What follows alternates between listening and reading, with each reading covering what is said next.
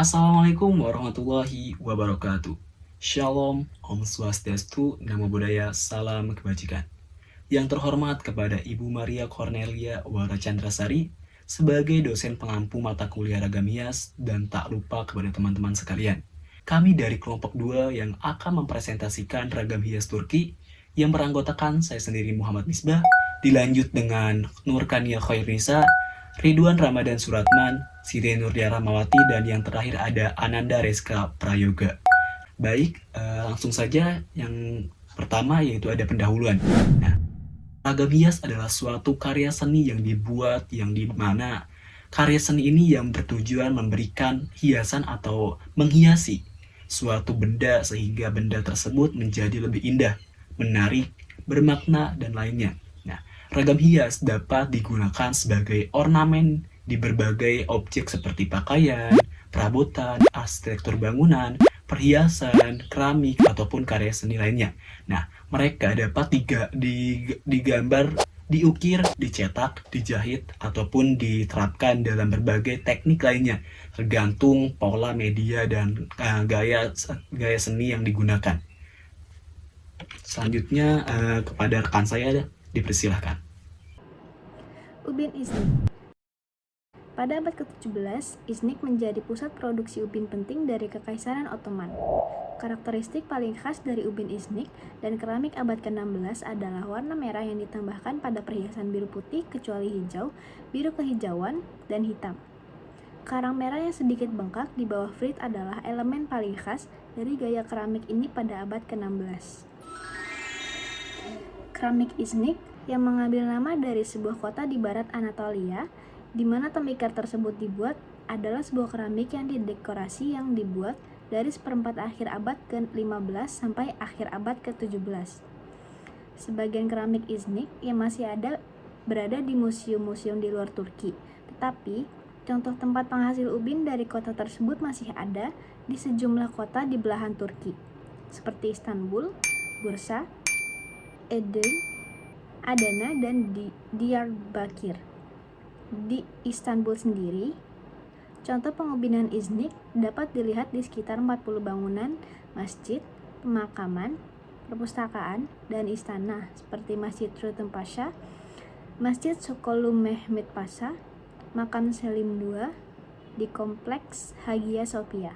Selanjutnya adalah keramik Kütahya. Keramik dengan ciri khas motif flora dengan menggunakan kombinasi warna merah dan biru dengan tambahan aksen warna emas. Kütahya adalah pusat produksi keramik Turki Ottoman yang paling penting. Berkat deposit tanah liat yang melimpah di daerah tersebut, keramik dibuat di sini dalam jumlah besar selama era Frigia, Hellenistik, Romawi, dan Bizantium. Dan teknik tradisional seni ini bertahan hingga hari ini. Keramik Kütahya berada di antara keramik Iznik yang utamanya mewakili seni istana dan keramik Çanakkale yang biasanya dianggap sebagai kesenian rakyat.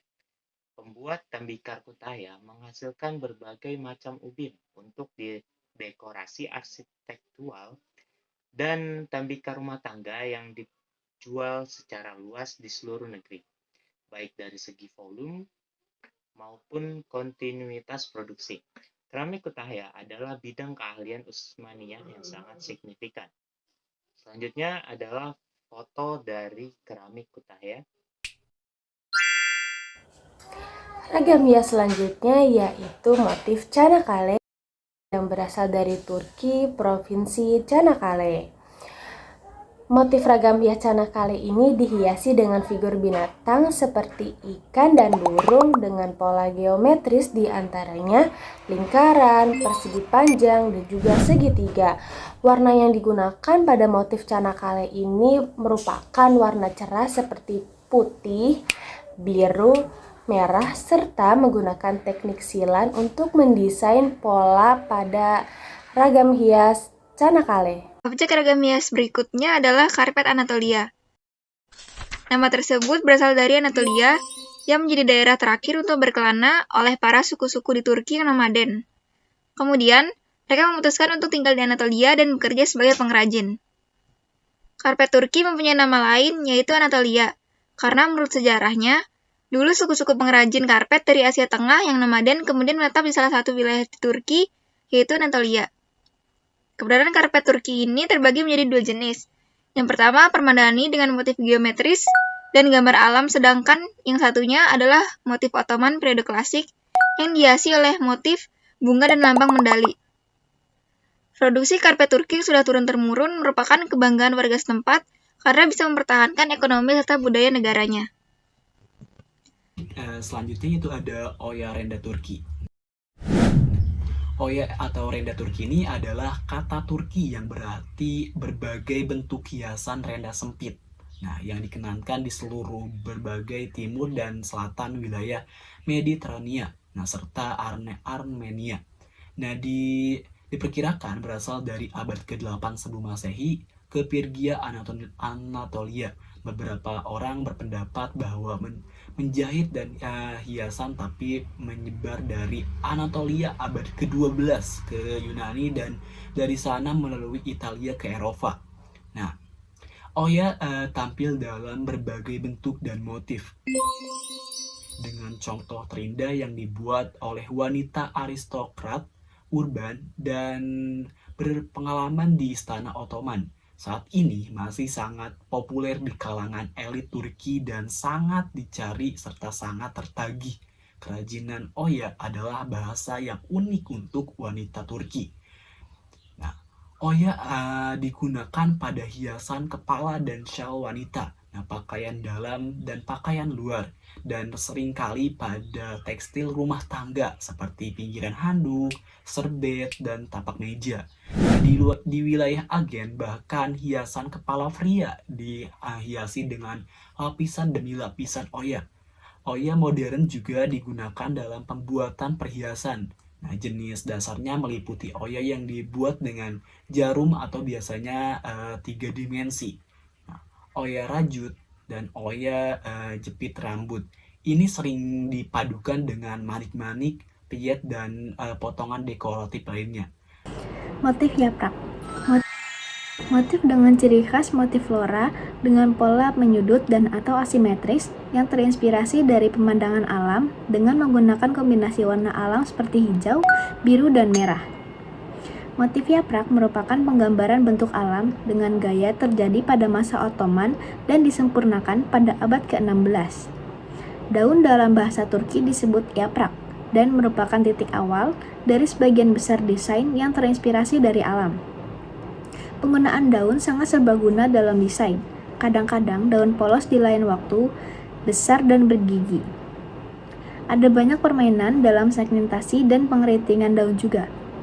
Pola bunga yang ditemukan dalam manuskrip dan seni Islam sangat kaya dan saya lebih suka menggunakan istilah biomorfik dalam bahasa Inggris daripada bahasa Arab untuk menggambarkannya. Motif ini berasal dari periode Islam Ottoman, Safawi, dan Mughal. Baik, selanjutnya adalah motif tank. Motif dengan ciri khas motif flora yang simetris dan memusat terinspirasi dari pemandangan alam dengan menggunakan kombinasi warna alam seperti hijau, biru, merah, dan pink. Bunga yang ditemukan oleh manuskrip Ottoman adalah dari pandangan mata burung dan tentang apa yang pertama kali diperhatikan oleh burung, yaitu warna dan pola bunganya. Nomor kelopak inilah yang memberikan referensi atau nama dari seni bunga itu.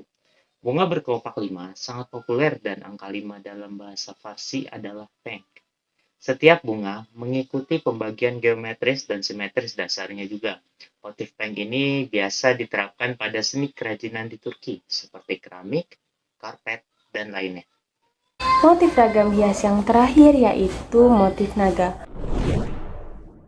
Motif naga dengan ciri khas fauna yaitu naga yang dianggap sebagai simbol kekuatan dan juga dipadukan dengan warna merah dan biru yang menggambarkan naga sebagai hewan majiner dari laut dan gunung.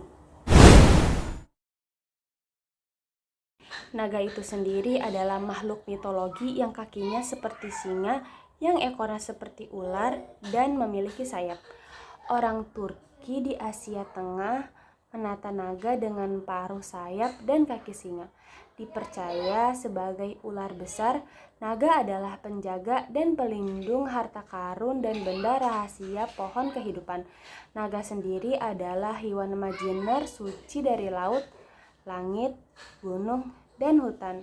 Itu adalah simbol kekuatan dan keperkasaan karena kemampuannya menghasilkan api dari mulutnya serta menampilkan supernatural lainnya. Naga juga menawarkan perlindungan khusus dari sengatan kalajengking. Dari materi yang sudah dijelaskan sebelumnya, dapat disimpulkan bahwa seni Turki mengacu pada semua karya seni visual yang berasal dari wilayah geografis. Seni dan kerajinan tradisional telah membentuk mozaik yang kaya dengan warisan dari berbagai peradaban yang berasal dari 1000 tahun. Seni kerajinan Turki tradisional sangatlah luar biasa. Berbagai kerajinan dengan motif ragam hias khas Turki yang diterapkan pada desain keramik, ubin, karpet, dan hasil karya kerajinan tangan, sehingga membuat benda yang dihiasi oleh motif khas Turki tersebut terlihat sangat indah dengan perpaduan warna serasi dengan tatanan ragam hias yang rumit. Sekian pembahasan materi tentang ragam hias Turki oleh kelompok 2. Kurang lebihnya mohon maaf. Wassalamualaikum warahmatullahi wabarakatuh.